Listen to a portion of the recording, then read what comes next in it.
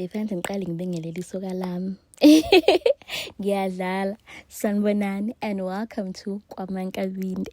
Imina lo ngiyabangangazi, ngikhuphuka istairs, ngiyakwami. How guys, ngithanda ukubonga kakhulu bomama, bosisi, bodadewethu, bafowethu ngesupport. Njengathenga nesikhwama esengifaka istoko sami kusona, angisaphathe lo plastic omnyama kubonakala ukuthi ngibuka stock cha, akwaziwa noma ngemakhaya noma ngiyolala kwamfana. Noma ithini nje indaba akwazi ukuthi khonani kulesikhwama. Namhlanje ke kule vlog ngizobe ngiposta i-content yamaphinifa angwaphethe ngoba kulonyaka ngikhuphuka ngoshuni wamaphinifa omusha. Thokozelani le video. Akasemuhle esithombeni. Emva. Oh, that is. Mangiza kuwe, ngiza ngibheke sona. Angiqhamukeli ngasemuva sis. So nje ungangiqali. Le makeup engiyenza la i-makeup yamahala yomuntu ongazokhokha.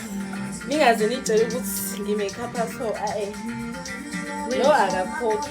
Wenja. So nje ngiyenzela nje ukuthi sikwazi ukusebenza. Le ngoba ngidedicatela wena le ekhalayo manje kulo mzukulu.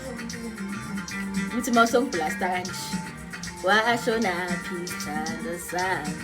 Dedicatela konke engikwenzayo bazothi ingoba awuzo noma ngikuchisa ngithi ingoba awukhokhi ama-client amangwenzi kanjani.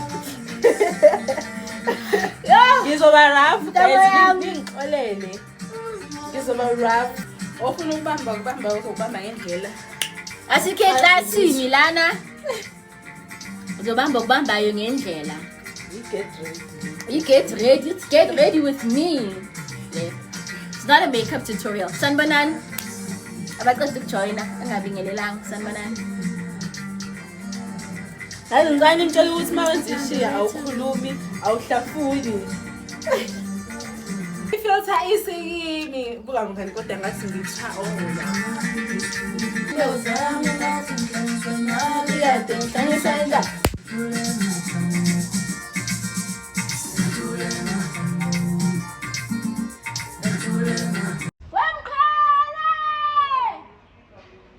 my customers ami amahle nawo yamaphinifa engiwadayisa njengoba ngishilo ukuthi kulonyaka sikhuphuka ngoshuni omusha wamaphinifa nawo ama price.